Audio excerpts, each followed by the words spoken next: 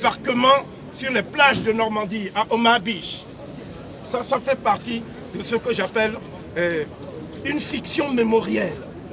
D'accord? Ce ne sont pas eux. Ce sont les Russes qui ont même bombardé Dresde et qui sont entrés dans le bunker du Führer. Et les Africains qui ont libéré la France. Et la bataille décisive a eu lieu en plein désert de Libye. C'est ce qu'on appelle la bataille de Bir Hakeim, dont on ne parle jamais ici. Vous voyez? Dont on ne parlera pas au cours de toute la semaine de célébration de De Gaulle. Je termine en disant que, après vous pouvez poser les questions que vous voulez, je termine en disant que sur la place de la Concorde,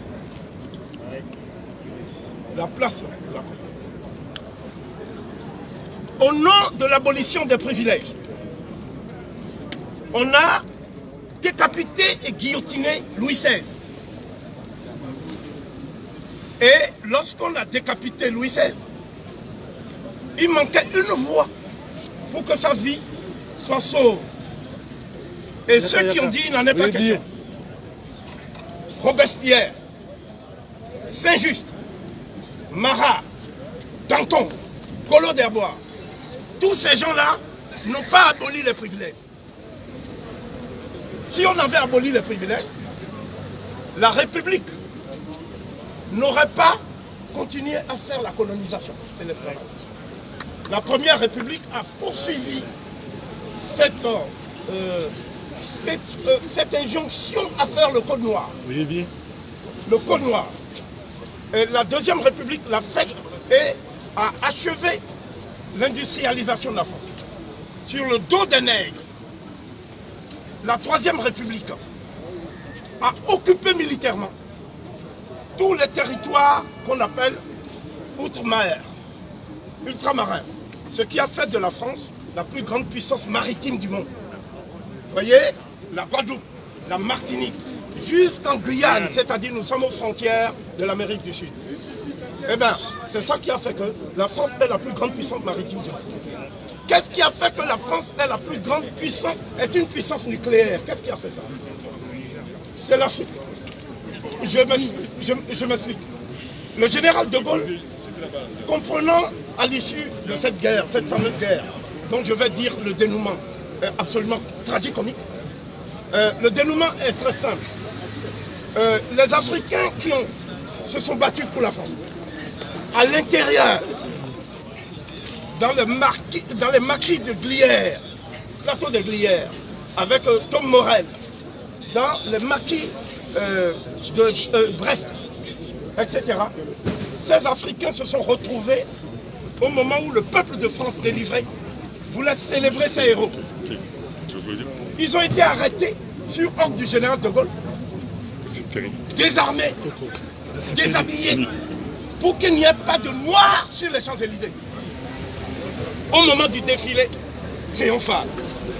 Donc, on a pris des Polonais, des Espagnols qui ne se sont jamais battus, on leur a donné des tenues militaires et ils ont défilé et on a dit que ce sont eux qui ont libéré la France.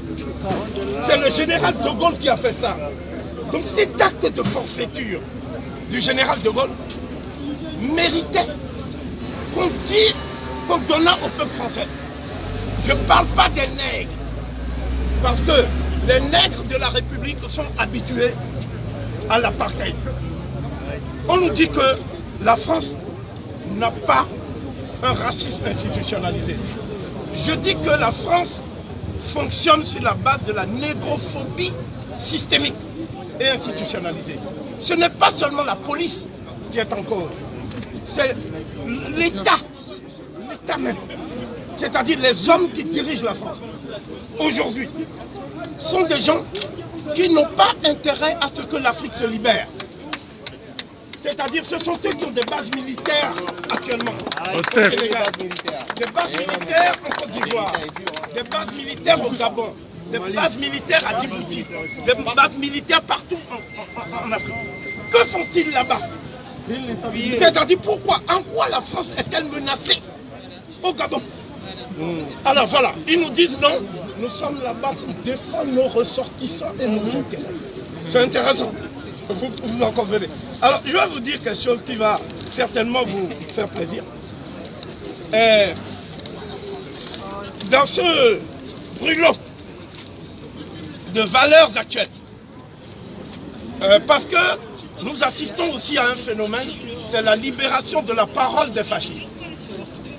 Tous les fascistes, c'est-à-dire la peste brune, est encore de retour, plus triomphante et plus arrogante que jamais. Et ici, on dit, ces racialistes qui veulent mettre la France à genoux. Ok? Alors moi, je vais dire quelque chose. Nous n'avons plus besoin de mettre la France à genoux. Le virus s'en est chargé. Le corona. Nous tous on a peur, donc on porte les museliens, non? Le virus s'en est chargé.